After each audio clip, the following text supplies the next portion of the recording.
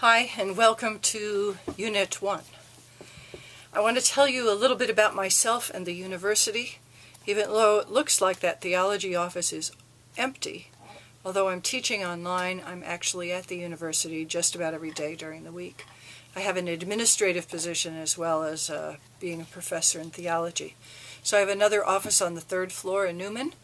If you need me or if you want to meet with me, that's fine. Just email me or call the 6868 extension, and I'll come over to the theology office and meet with you whenever you're available, and how it syncs with my schedule, of course.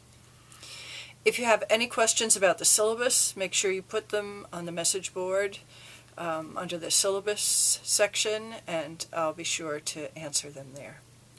A little bit about the readings. I put them on the syllabus in the order of importance. So if you have difficulty getting through them all, at least, start and work your way through them gradually. In many cases, you don't have to finish doing all of the readings before you start on the unit itself. So read through the unit instructions so that you get a sense of what you really have to read in order to get going on the work. There's very heavy reading during the first weeks of the semester, and that's, I guess, to help bulk you up on some of the information that you didn't live through or that you haven't learned before in your academic career. It lightens up as we get along through the semester. By then, I know you'll be working on your own research, so that will give you time to work on that. And you'll also notice that there are a few breaks in the action during the semester. I took a couple of places where I gave you a week to catch up. So there's kind of a week off from the course and its postings and readings. There are 3 textbooks assigned to the class. Liturgy Documents is the 3rd volume in this series.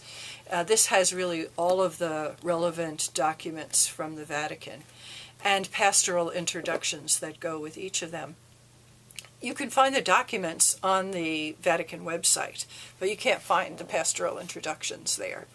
I know just about everybody who we're reading about or from their colleagues of mine, either in the North American Academy of Liturgy or in the Societas Liturgica, which is an international society of liturgical scholars.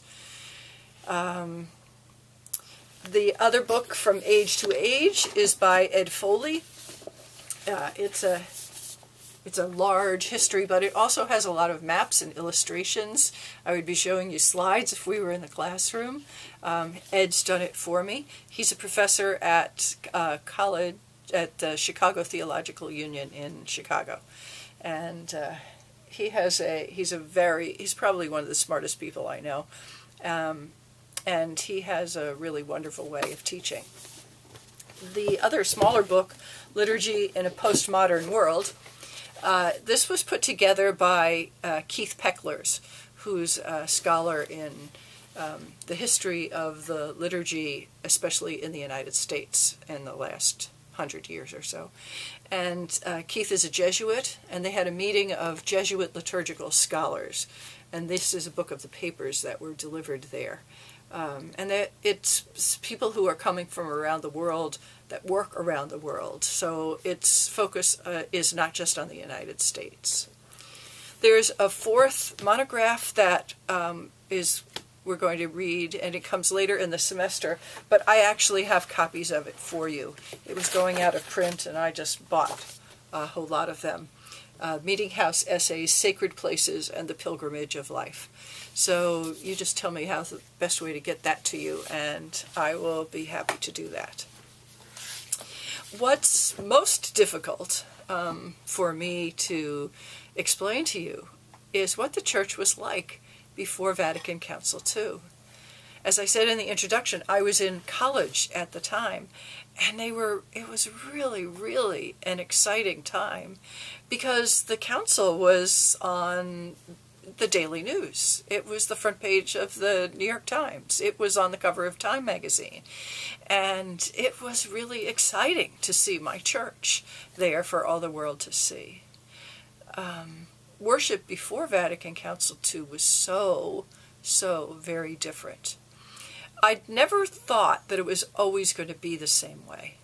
When I was in about the 4th grade, they revised the Holy Week liturgies, and the sisters at Our Lady Queen of Martyrs in Forest Hills did a really good job of teaching us about the history of the liturgy, why these changes were coming.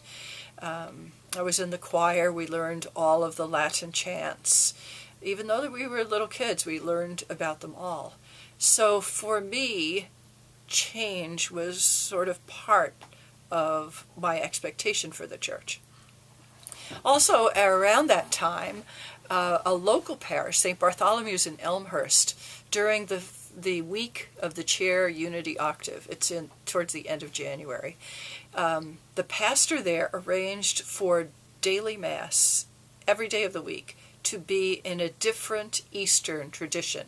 So there was a Ruthenian Mass, and there was a Byzantine Mass, and my mother took us out of school at lunchtime to go over to St. Bart's, the Mass was at noon each day, to experience these liturgies. And during the summer, every Sunday we went to a different church. Sometimes they were in the Roman Rite, and sometimes they weren't. It was what my mother was interested in, and why she was surprised that this was something I developed as a career, I do not know. But that's something that I just grew up with. The Constitution on the Sacred Liturgy really refers to the Western Church, not the Eastern rites. But as we learn about the history of the liturgy, which comes next week, you'll understand how those distinctions came. So enjoy your readings. If you have any problems, you know how to contact me. I look forward to reading your postings on the message board. Have a good week. Bye.